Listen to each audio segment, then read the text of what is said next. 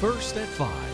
From the University of Florida's College of Journalism and Communications, you're watching WUFT News.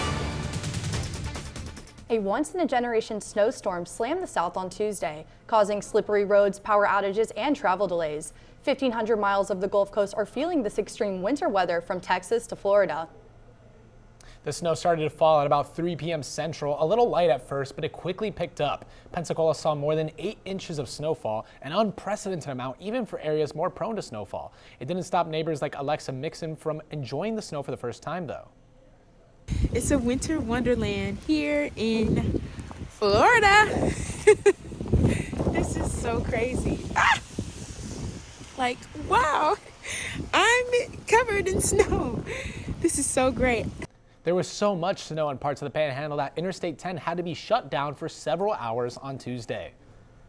The Sunshine State is not out of the cold woods yet, as another dip in temperatures are expected tonight. This is WUFT's First at 5. I'm Juan Chaoui. And I'm Charlize Ramos. North Central Florida remains under several watches and warnings. Freeze warnings will go into effect for parts of North Central Florida in just a few hours. And other parts of the area will see freeze watches and cold weather advisories. Much of North Central Florida was shut down today, but will open it back up tomorrow. Let's get to the very latest. City of Gainesville and Alachua County offices will reopen tomorrow. RTS resumes services at noon today, but the cold night shelter program will be extended as long as temperatures are below 45 degrees. For now, the program will be open through Saturday the 25th. Locations include Grace Marketplace and St. Francis House. Let's get right over to UF forecaster Matthew Clark tracking this record cold front and when we could start to see a warm-up. Yeah, if you want the warm-up, you're going to have to wait a few more days because we do have another freeze warning tonight for most parts of Central Florida, spanning from Alachua all the way up to the Georgia border. That freeze warning is going to start to set into place around 7 p.m. tonight. It is very cold out there right now, though. It feels like we're below freezing because of that wind chill. 36 degrees actual temperature, though. It's been a dreary, overcast day overlooking our campus cam. Getting some winds from the north around 8 miles per hour. That's why that feels like it's feeling a little bit colder. The rest of our area, though, pretty much in the 30s and low 40s. Crystal River, really warm down there, 42 degrees, but the rest of us, the further north, 35 in Stark and 33 over in Lake City. It is very cold, and those temperatures are going to begin to drop as the sun starts to set. And again, that wind chill, because of that wind from the north, it's feeling a lot colder. So if you've been outside, you're feeling that wind chill. 32 in Reddick, 31 in Hawthorne, and then 30 over in Alachua. The further north, that wind chill is even colder. Once that sun starts to set, though, overcast skies are going to remain overhead. Temperatures are going to get below freezing around the early morning hours. That's why we are in that freeze warning, and we're just going to be continuing to monitor this cold weather. But we did get some snow last night in parts of Florida. I will have that and the weekend thaw possibly coming ahead in a few minutes. While some Floridians are in awe of the snow, millions of Southerners are paralyzed from the wicked winter storm. They're digging out of driveways, navigating snowy commutes, and dealing with closures and travel delays. As Laura Aguirre reports, at least 10 deaths are being blamed on the severe conditions. Street musicians are among the few venturing out in the Big Easy.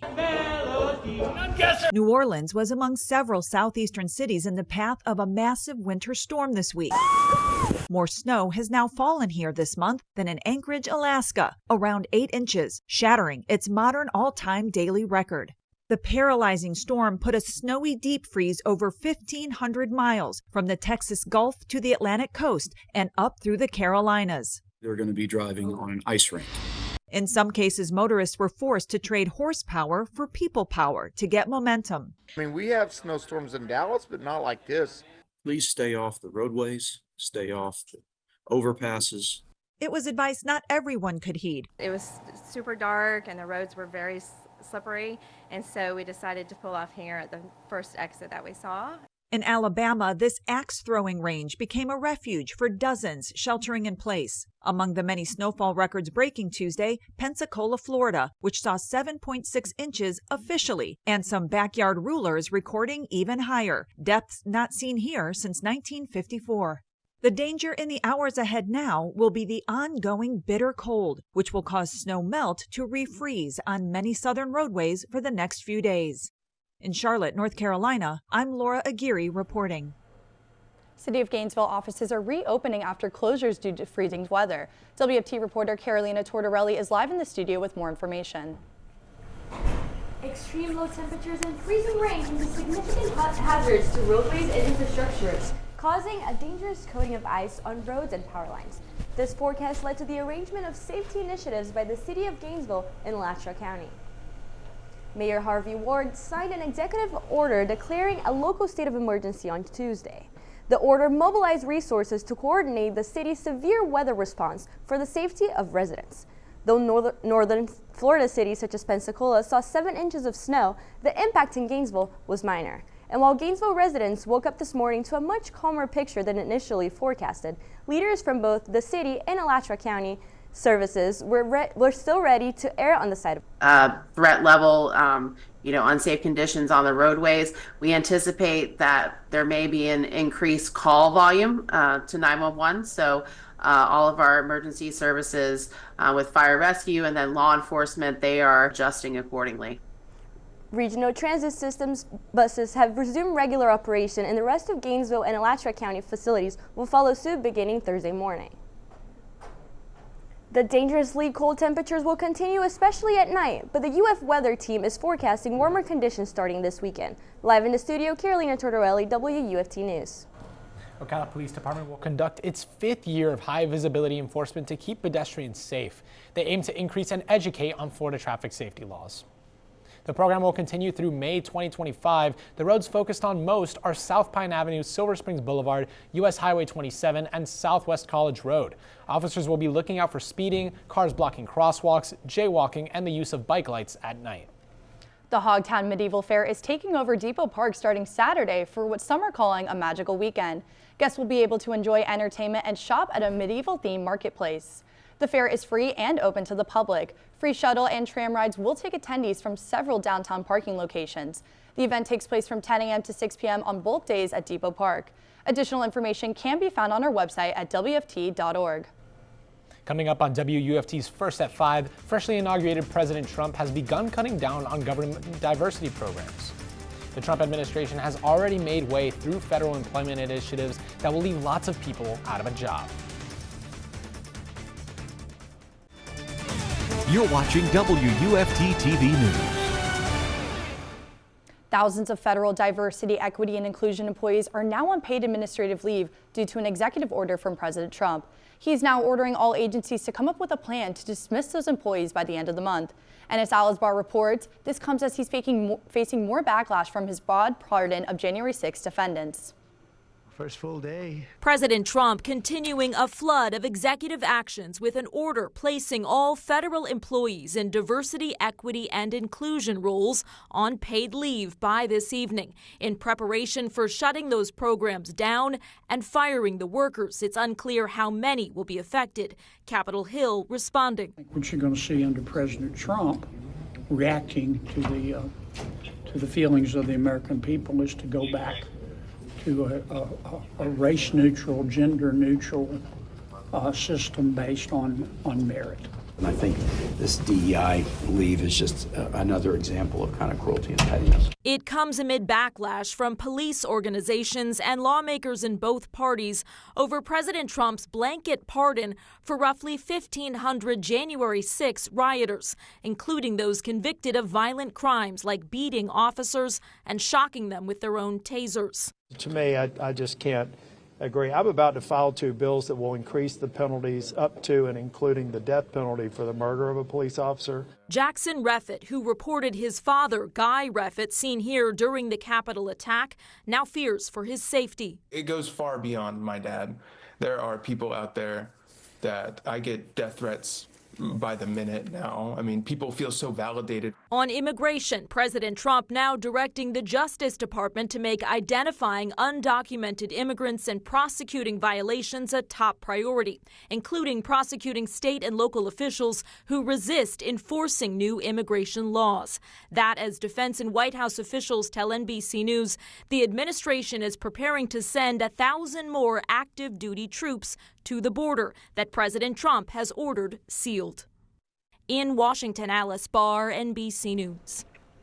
This week, former Florida Senator Marco Rubio was sworn in as Secretary of State. He's the first cabinet pick of the president's second term to be confirmed by the Senate.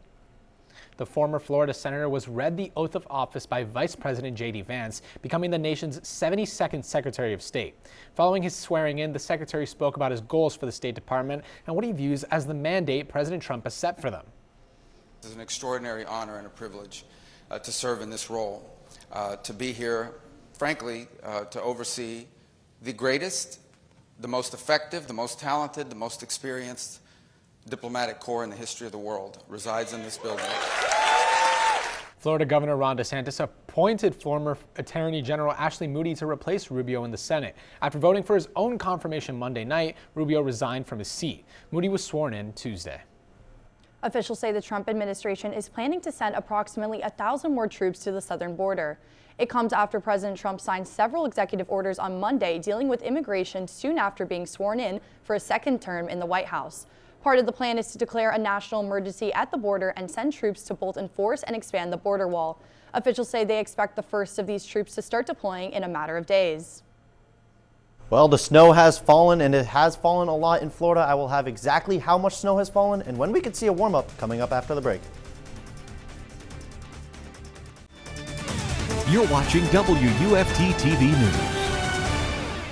When you think about Florida beaches in the Panhandle, you think about that white, fluffy, powdery sand, not snow. We got a lot of snow in the Panhandle yesterday, a part of that system that moved its way across the Gulf and all the way spanning up into South and North Carolina. But most of that snow fell here in Florida's Panhandle, especially on the beach as well. Look at that Panama City and that beach, just shy of 9 inches of snow. That is very rare. That's like a once-in-a-lifetime thing you see here in Florida, spanning all the way up into southeast Georgia. We saw a lot of snow up there, almost 10 inches of snow there.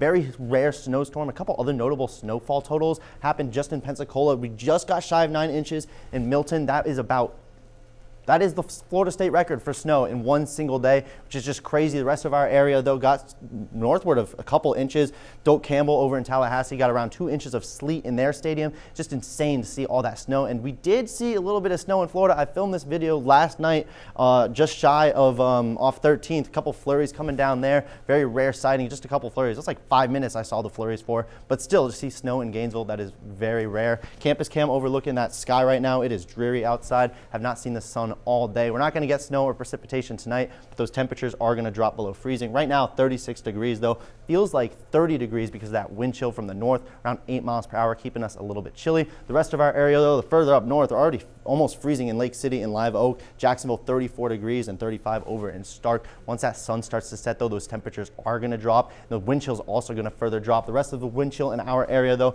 31 in Lake City and 30 over in Live Oak and 32 over in Perry. It's very chilly out there because of that wind chill. So if you are going outside tonight to walk the dog, you could feel those wind chills start to drop. And then as the sun starts to set, wind chills also going to start to drop into the 20s. Look at that, 26 over in Live Oak, 27 in Lake City, and then 28 here in Gainesville early Thursday morning. Waking up for work, you're going to be feeling that cold weather, 43 as we head into the afternoon. Not going to heat up very much as we head into tomorrow and tomorrow night. Those wind chills are back into the 20s. It's going to be very chilly for the next couple of days. Our Thursday highs though, only reaching the 40s, not really seeing any 50s in our area. 48 in Ocala and 46 in Gainesville. So we're not going to get a warm up as we head into this weekend. Unfortunately, we could see a little bit of warmer temperatures because a high pressure system is going to start to move its way further to the east. And then a cold front is going to stall as it heads in towards the southeast, which the last cold front, it reached us and we're feeling the effects there. Another high pressure system is going to take its place. It's going to bring in some more cold air. So we're going to be waking up in the 30s still on Saturday and Sunday, but we are going to be getting into the 50s at least. And then on Sunday, we're going to be getting into the 60s. We're going to have a much nicer weekend. We're going to see some sunshine this weekend for once. We haven't seen sunshine in a couple of days here in the Sunshine State, getting snow and whatnot. And then we are going to start to gradually start to heat up into the 60s and maybe even the 70s as we head into next week. A much needed warm up for our area because we have not seen a lot of sunshine and a lot of warm weather. After a dominant win against Texas on Saturday, Florida men's hoops looks to keep the ball rolling tonight in Columbia. More on the Gators' SEC showdown with the Gamecocks after the break. You're watching WUFT-TV News. Welcome to sports. I'm Hannah Mack. Florida men's basketball is on the road taking on South Carolina. Although the Gamecocks have lost 5 straight games in SEC play, Todd Golden knows his team needs to be prepared for a physical 40 minutes. You know, obviously Murray Broyles is one of the best players in the league. Just has turned himself into a really, really good player, really difficult to guard. Pringles had a lot of success, obviously played on a really good Bama team last year, drawing a lot of fouls, getting to the line a lot. And then Bosman Verdonk, just another big physical body. That pretty good passer, knows how to play a little bit. And, you know, they are a very physical team. We still don't get the respect that we deserve. They want to say schedule, they want to say talent, they want to say anything just to not give us our respect. And, you know, I like that. You know, we still got something to prove. Another Gator who has something to prove is Walter Clayton Jr. Clayton has a chance to break Michael Frazier II's school record for consecutive games with at least one three-pointer in a row. The senior is tied with Frazier for 41 straight games with a triple. Tune in to WRUF at 6:30 p.m. to see if he makes history. Moving over to Florida football, Billy Napier and staff are hot on the recruiting trail once again. Florida has its sights on four-star defensive back C.J. Hester from Cocoa and will look to flip Syracuse commit and four-star offensive lineman Javion Cooper from Melbourne. In addition to these recruits, the Gators have filled its quarterback room with six-year Louisville transfer Harrison Bailey. The former four-star recruit committed to Tennessee out of high school before transferring to UNLV, then ending up with the Cardinals. Bailey is projected to serve as a backup to sophomore phenom DJ Lagway. A handful of high school basketball games are rescheduled due to the weather. Here's the upcoming schedule. Santa Fe will travel to Eastside for a 7:30 matchup tonight, while St. Francis at Countryside will tip off tomorrow at 7:30. Swanee visits PK Young on Friday at 5:30, and Newberry and Buchholz face off at 6 on Saturday. The Jacksonville Jaguars have parted ways with general manager Trent Baalke, finally a step in the right direction for a franchise that has missed out on multiple head coaches. You know, I gotta say, it's really surprising to see just everything that happened around the Jags. And speaking of Jacksonville, it's just gonna be really cold. I know, and it's been really cold in Gainesville. A little too much for this Florida girl. What's the weather gonna look like later this week? Yeah, we're not really escaping the cold weather at all, unfortunately. We're not going to be getting snow, though, but we do have freezing temperatures as we head into tonight. Another freeze warning is in effect for tonight in parts of our area. Once that sun sets, it's going to get pretty chilly and pretty quickly, especially with those winds from the north bringing in even colder air. It's going to feel like it's even colder outside. So if you're doing anything outside tonight, you're going to be feeling those wind chills. We're not going to be getting much of a warm-up until it looks like Sunday, but we're going to be waking up in the 20s on Friday and Saturday, and then we're going to be waking up still in the 30s on Sunday. It's going to be pretty cold in the morning, but we are going to start to gradually warm up as we progress throughout the rest of the week and into the weekend and then into parts of next week. And look at that, 70 degrees. That's very Florida of us. Thank you, Matthew. You know, I'm really looking forward to that Saturday weather. And thank you all for joining us at home. We're back here tomorrow for another edition of First at 5. But your North Central Florida news is always on at WUFT.org and on all of our social media platforms. Have a good night.